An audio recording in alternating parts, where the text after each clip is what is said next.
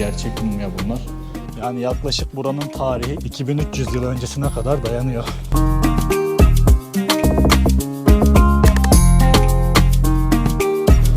Meryem Anam. Aynen.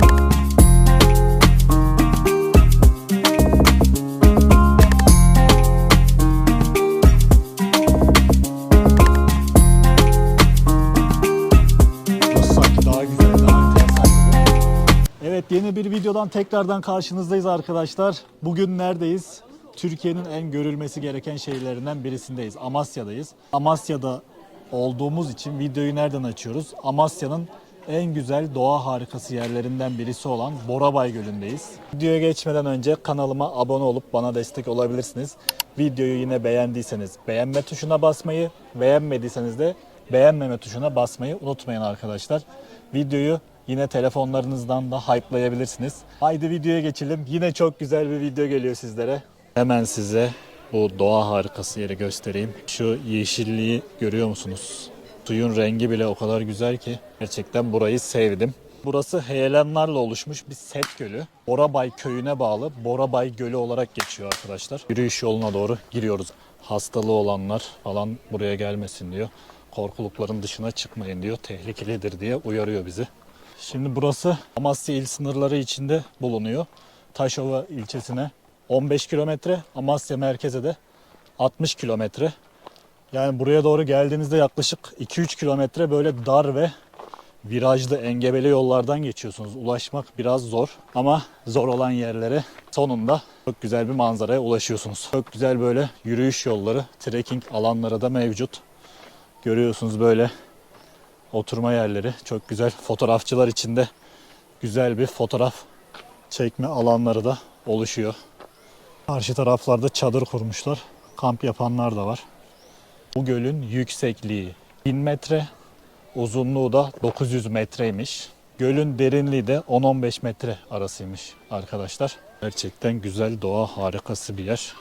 Burada yoğun olarak çam, kayın ve gürgen ağaçları bulunuyor. Yüksek rakım ve orman yapısıyla çok temiz ve serin bir havaya sahip. Buralarda çadır kurmak, kamp yapmak için alanlar var. Yani buraya gelip çadır kurabilirsiniz, kamp yapabilirsiniz. Aynı zamanda masa ve banklardan oluşan piknik alanları da var. Özellikle günübirlik böyle arkadaşlarınızla, ailenizle gelip güzel vakit geçirebilirsiniz burada. Dediğim gibi yaz sıcağında, yaz aylarında burası biraz yüksek rakımlı olduğu için serin bir havada güzel bir piknik burada yapabilirsiniz. Bu da meşhur Borabay yazısının olduğu yer. Üst taraflara doğru da kamp ve piknik alanları var. Yine aynı şekilde bu tarafta da. Borabay bu şekildeydi. Rotamız Amasya merkeze doğru gidiyor. Amasya'ya geldik. Şu an neredeyiz? İlk başlangıç olarak Amasya'nın tepelerine, dağlarına çıktık. Amasya Kalesi'ndeyiz. Amasya Kalesi gerçekten manzara olarak çok mükemmel bir yer. Kuş bakışı Amasya'yı görebiliyorsunuz. Şimdi şöyle göstereyim size. Kalenin başlangıcı burası. Birazdan şimdi kalenin içine doğru gireceğiz. Kaleyle ilgili de size detaylı bilgiler vereceğim. Gerçekten çok eski tarihlere dayanan, birçok uygarlığın hüküm sürdüğü bir yer. Şöyle de güzel bir manzarası var. Zaten içeriden de manzarayı size göstereceğim. Hadi kaleye doğru devam edelim. Şimdi kalenin girişi buradan arkadaşlar. Gördüğünüz gibi müze kartı geçersiz diyor. Kişi başı giriş ücreti 100 TL. Açılış, kapanış saatleri de burada yazıyor. Evet, kaleye giriş yaptık arkadaşlar. Buranın Amasya Kalesi'nin bir diğer adı da Harşena Kalesi olarak geçiyormuş. Harşena Kalesi denmesinin sebebi de kalenin bulunduğu dağın Harşena Dağı'nın tepesinde olmasından dolayı Harşena Kalesi deniyor buraya. Gözlem kulesi gibi bir şey var. Şuradan çok güzel bir şehir manzarası var. Zaten girişte göstermiştim ama buradan yine bir bakalım. Şöyle kalenin surları. Evet, şöyle çıkalım. Çok dehşet bir manzara var buradan. Amasya Kalesi, Harşena Kalesi'nin manzarası bu şekilde. Kalenin hamamı burası. Hamamlar eskiden böyle oluyormuş arkadaşlar, eski çağlarda. Aynısı Rize'deki Zilkale'de de vardı. Burada yıkanıyorlarmış eski çağlardaki insanlar. Turkish Bath bir gözetleme kulesi var. Eski çağlarda, o zamanki zamanlarda askerler buralardan gelip böyle gözetliyorlarmış. Şehrin en tepesinde. Görüyorsunuz, her yeri kuş bakışı görebiliyorsunuz. Sağdan, soldan, çevreden, her yerden gelen düşmanı buradan kolaylıkla görebiliyorsunuz. Kaleyi arkadaşlar Persler, Romalılar, Bizanslılar, Selçuklu Devleti ve Osmanlı gibi birçok devlet kullanmış. Perslerin zamanında da buraya 5 adet Kral Kaya mezarları yapılmış. Parşena Dağı'nın eteklerine doğru. Bu mezarların amacı da gücü simgelemek ve ölümsüzlüğü simgelemek olarak bu şekilde kayaların aralarına mezarlar yapmışlar. Yani yaklaşık buranın tarihi 2300 yıl öncesine kadar dayanıyor. Ayrıca bu kalenin İçinde Cilanbolu Tüneli diye bir tünel var. Bu tünel kalenin dışında yaşayan halkın bir saldırı ve savaş zamanında kalenin içine hemen gizlenmesine veya kalenin içinde olan kral ve ailesinin işte yine bir saldırı sırasında gizli geçit olarak kullanılması için yapılmış. Yani kral ve ailesi o Cilanbolu Tüneli'nden gizli geçitten geçebiliyorlarmış. Bu şekilde buraya yapılmış ama daha sonradan da su kanalı olarak burası kullanılmaya başlamış. Bu arada çok yoruldum. Yokuş yukarı tırmanıyorum.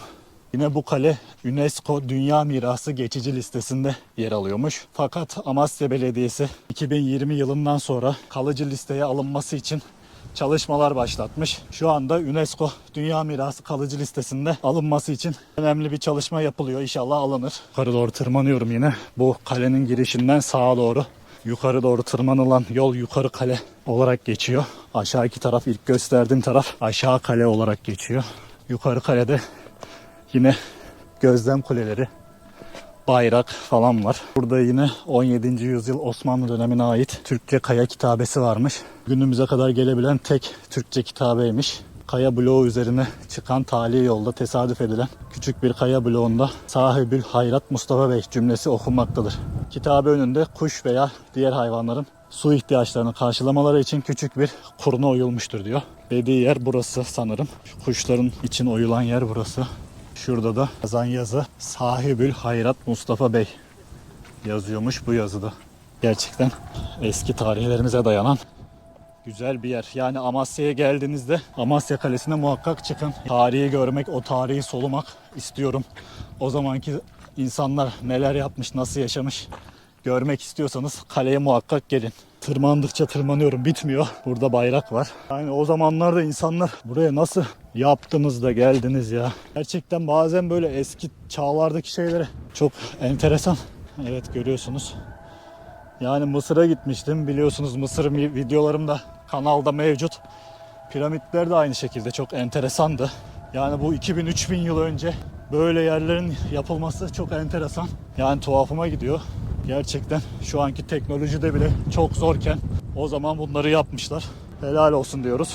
Yine şehrin içinden Yeşilırmak akıyor. Bu yine Yeşilırmak Samsun Çarşamba'dan denize dökülüyor.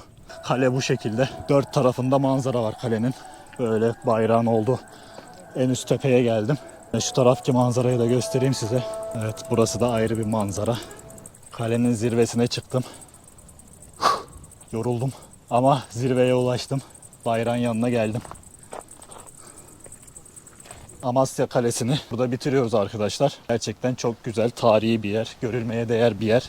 Bir sonraki durağımız Kral Kaya Mezarları. Şimdi Kral Kaya Mezarları'na doğru ilerliyoruz. Orada görüşürüz. Evet, şu anda Amasya Meydan'a geldik. Amasya Meydan'dan görüyorsunuz, kalede zaten böyle gözüküyor. Amasya'nın içinden Yeşilırmak geçiyor. Yeşilırmak'ın içinde de böyle güzel kayık kano turları yapabiliyorsunuz. Şimdi Kral Kaya Mezarları da şu yukarıda, yine kalenin eteklerine doğru olan bu dediğim dağ vardı ya, o dağın eteklerinde. Şimdi oraya doğru çıkacağız. Bu meydandan 5-6 dakika yürüme mesafesinde. Şöyle Amasya Meydanı da göstereyim size. Buraya da böyle bir Venedik havası veriyor gibi söylüyorlar. Kanaldan böyle Yeşilırmak'ın üzerinden kayıklar gidiyor. Amasya güzel, Amasya'yı beğendik. Amasya iki dağ arasına kurulmuş bir vadi. Dar bir vadi. Dar bir vadi olduğu için de şehir yerleşimi böyle genelde iç içe gibi. Ama büyük bir şehir, yani 350 bin falan nüfusu var. Ve çok tarihi bir şehir. Gerçekten birçok medeniyet burada yaşamış. Şöyle güzel dar ara sokaklardan yürüyoruz. Aynı böyle Safranbolu evleri gibi güzel evler var. Bunun içlerinde restoran ve kafeler var. Oteller de var. Tarihi bir yer olduğu için böyle tarihi hava vermişler. Orijinaline Biraz. sadık kalınarak restore edilmiş Amasya evleri. Şu anda kullanılan şekli oteller ve restoranlar şeklinde. Şimdi geçtiğimiz sokakta da hediyelik eşyalar kısmı var. Yine Yeşilırmak kıyısında da çok güzel yalı evleri var. Onları hem gündüz hem akşam size çekeceğiz. Evet, Amasya'nın akşamı zaten bir başka güzel diyorlar. Akşamını da size göstermek istiyoruz.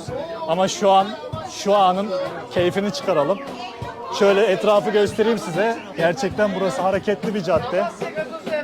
Görüyorsunuz.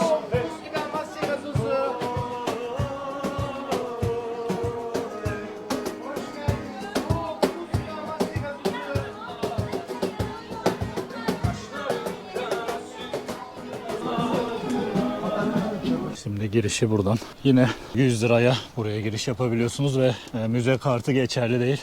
Kredi kartıyla da ödeyebiliyorsunuz. Şimdi sağ taraflı ve sol taraflı iki taraftan da Kralkaya mezarlarına gidebiliyorsunuz. Bu taraftan gittiğinizde Kralkaya mezarları ve Osmanlı hamamı var. Burası hamamlar. Bu şekilde mezarların yanına çıkacağız. Şimdi Amasya Kralkaya mezarları Helenistik döneme ait. Arkadaşlar Helenistik dönem yaklaşık M.Ö. 3. yüzyıla falan denk geliyor. Anıtsal mezar yapılar. Bu mezarlar özellikle Pontus Krallığı döneminde inşa edilmiş. Pontus Devleti M.Ö. 281 yıllarında yaşamış. Anadolu'nun kuzeyinde hakimiyet sürmüş ve başkentlerinden birisi de Amasya'ymış. Şimdi buradaki Pontus kralları kendilerini Yunan tanrılarının soyundan kabul ettikleri için bu mezarları da böyle Yunan mimarisiyle yapmışlar. Şöyle yakından size göstereyim. Mezarların yanlarına gelelim. Tabii içleri kapalı. Giremiyoruz. Şöyle biraz içine doğru göstereyim size. Tabi bu mezarlar yıllar geçtikçe tahribe uğramış. Sonra Romalılar Pontuslardan burayı ele geçirmiş. Bu mezarların o zamanki popülaritesi bitmiş. Fakat yine şehir önemli bir yere sahipmiş Romalılar döneminde de. Yine buranın da böyle kale gibi çok güzel manzarası var. Ve uzun bir merdiven var. Aslında aşağıya inerken size anlatmak istiyordum. Çünkü yukarı çıkarken nefes nefese kalıyorum. Ama yine de dayanamadım. Görmüşken dedim anlatayım. Görüyorsunuz arkadaşlar, burası Amasya şehir merkezi. Hemen şehir merkezinden zaten gördüğünüz gibi burası gözüküyor. Özellikle akşamda çok güzel ışıklandırmayla bir manzara oluşuyormuş. Bu mezarlar Arşena Dağı'nın güney yamaçlarında oyulmuş. Oyma işlemi üstten aşağıya doğru gerçekleşmiş. Bu da oldukça gelişmiş bir mühendislik bilgisine işaret ediyormuş. Yani o zamanlarda ki mühendislik dehası görüyorsunuz arkadaşlar. Şu anda bile belki de bunları yapamayız, yani yapamazlar. O zamanki yıllarda, yani yaklaşık 2000 yıl önce yapılmış mühendislik harikası bir yer. Yani dağın kayalarını oyarak yapmışlar ve yüksekliği 20 metreyi bulan dik kayaların içine oyma tekniğiyle yapılmış. Ya şunu yapmayın işte, böyle bir tarihi eser yere çarşamba falan yazmayın. Bunu niye yazıyorsunuz ki? Böyle mezarların içini göstereyim arkadaşlar. Görülebildiği kadarıyla bayağı yükseğe oymuşlar burayı. Şimdi burasının cephesi tapınak formunda oluşturulmuş. İçleri de oyarak oyma taş mezar şeklinde dizayn edilmiş. Şimdi şu kayaların alçaklığını görüyor musunuz? Kafam değiyor.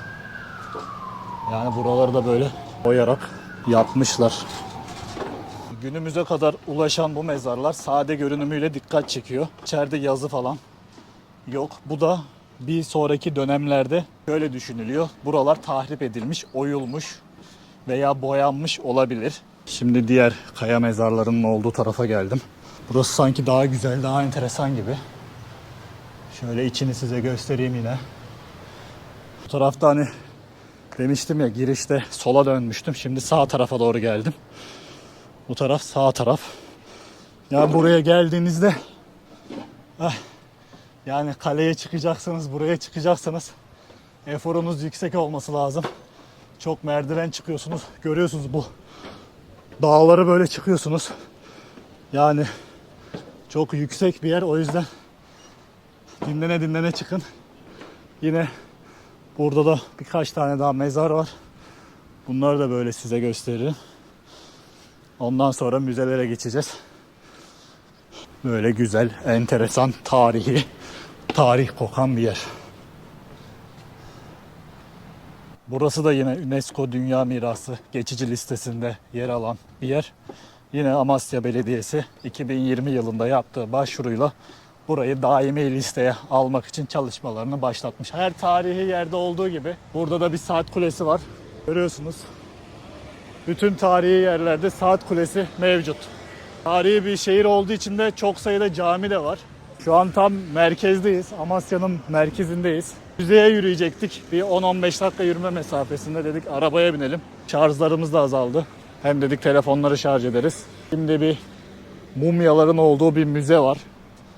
Oraya gideceğiz. Ve sonrasında yemek yemeye gideceğiz.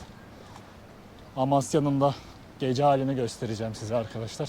Şu an Amasya'daki müzeye geldik. Bu müzede böyle eski çağlardan kalma, Helenistik çağlardan kalma, milattan önce 3. yüzyıllardan kalma eserler, aletler var. Aynı zamanda üst katta mumyalar var. Şimdi birazdan üst kata çıkacağım. Burayı böyle hızlıca size göstereyim. Böyle gördüğünüz gibi eski çağlardan kalma. Görüyorsunuz Tunç çağı 3200 milattan önce bunları kullanıyorlarmış. Böyle heykelcilik sanatları yapmışlar. Heykeller var. İşte son Tunç çağı milattan önce 1450 yılında bunları kullanıyorlarmış. Demir çağında kullandıkları aletler. Burada yine Roma dönemine ait şeyler var. Böyle burayı hızlıca geçelim. Bu neymiş? Meryem Ana mı? Aynen Meryem Ana heykeli. 19. yüzyıl Hristiyanlık eserleriymiş bunlar. Bu şekilde.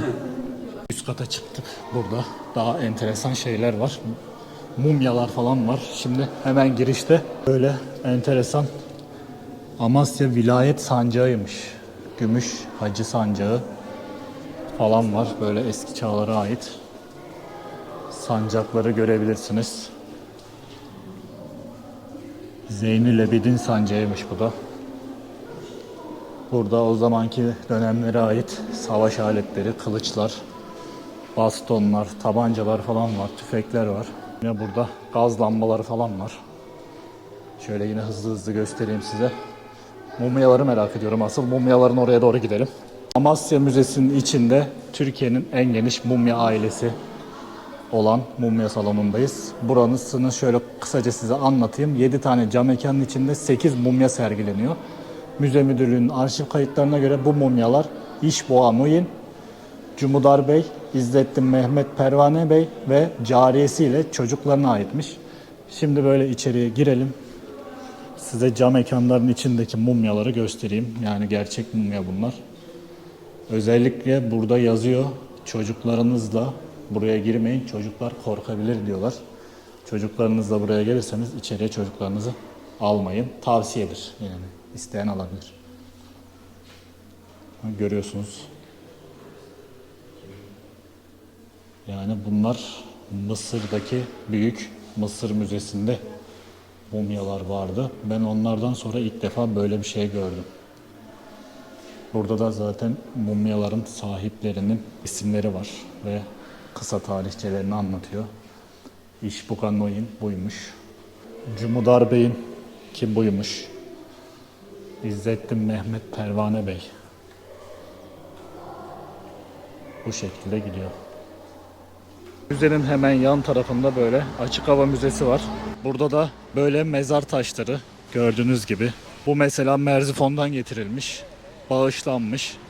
Böyle değişik değişik taşlar ve tarihi eserler var. Tesadüf eseri bulunanlar var. Kazı sonuçlarında çıkarılmış olan böyle sütunlar, taşlar, mezar taşları. Böyle değişik değişik eserler burada yine sergilenmiş. Amasya Açık Hava Müzesi olarak geçiyor burası. Buraya geldiğinizde de burayı da böyle ziyaret edebilirsiniz. Gördüğünüz gibi şu ilerlerde de mezar taşları var. Şekillerinden de belli oluyor. Şunlar da yine tarihi zamanlardan kalma sütunlar, taşlar şeklinde. Bu şekilde burayı da gezebilirsiniz. Evet, Amasya gecelerinden herkese merhaba arkadaşlar. Işıklar yandı. Bu yol Yeşilırmak'ın kenarında. Akşamları trafiğe kapanıyor. Görüyorsunuz yaya yolu. Diğer şeritten araba geçiyor ama buradan geçmiyor. Size sabahki videoda demiştim böyle şurası kaya mezarlıklarının olduğu yer. Işıkları yaktılar. Gerçekten çok güzel bir görüntü oldu. Şöyle biraz da yaklaştırayım isterseniz.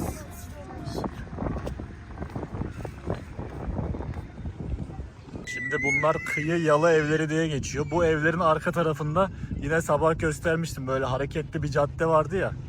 O cadde orası. Bu Kralkaya mezarlarına giden yol. Amasya'yı gerçekten beğendik. Güzel, gecesi gündüzü ayrı güzel. Tarihi bir şehir. Evet, yine şu an o caddedeyiz. Hareketli ama gündüz daha hareketliydi. Sanki bana öyle geldi. Gündüzü daha güzel gibi geldi. Burada müzik yapanlar falan da vardı. Yani gece de hareketli, güzel ama gündüz bence daha güzel. Şu an Yeşilırmak'ın kıyısı daha hareketli. Gündüz buralar daha gölge olduğu için Evet. belki insanlar burayı tercih etmiş olabilirler. Şu an Yeşilırmak'ın kıyısı gündüze göre 5 kat daha canlı. Aynen, şu anda dediği gibi eşimin Yeşilırmak'ın kenarı hem ışıklandırma falan da olduğu için hem de akşam manzarası daha güzel olduğu için bence insanlar oraya gitmiş. Irmak kenarında oturuyor. Bence burası daha yavaş. Yine hareketli ama gündüz kadar değil bence. Gündüzde tam tersi oluyor.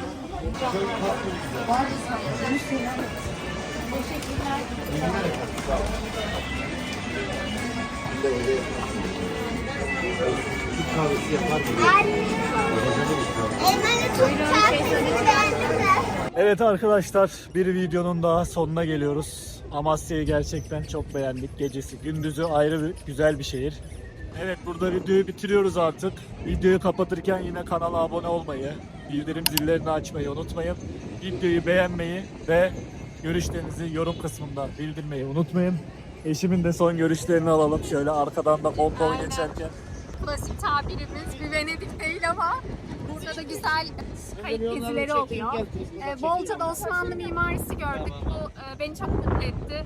Kıyı yalı evlerinde de bolca Osmanlı mimarisi gördük. Gayet güzel, gecesi güzel, gündüzü güzel. Ben de yani sık sık geliyorduk biz ama eşim ilk kez gelmişti. Evet, ben ilk defa geldim Amasya. Gerçekten beğendim. Yani yakın olmasına rağmen hiç yolumuz düşmedi. Yolumuz biraz ters düşüyor. O yüzden ilk defa Amasya'ya geldim ve gerçekten çok beğendim. Gelmenizi de tavsiye ediyorum. Buradan son söyleyeceğim bir şey var mı? Videoyu kapatıyoruz. Evet, kanala abone olmayı unutmayın. Bize destek olun ki büyüyelim sizin Aynen, sayenizde. bize destek olmak için kanala abone olun. Yani bir maddi bir şey beklemiyoruz. Sadece abone olun, beğenin. Görüşlerinizi yorumlarda bildirin. Böylece daha fazla kitlelere ulaşsın diyor. Biz de kanal olarak büyüyelim. Yani tek isteğimiz bu. Kendinize çok dikkat edin. Görüşmek üzere. Sağlıcakla kalın. Bay bay.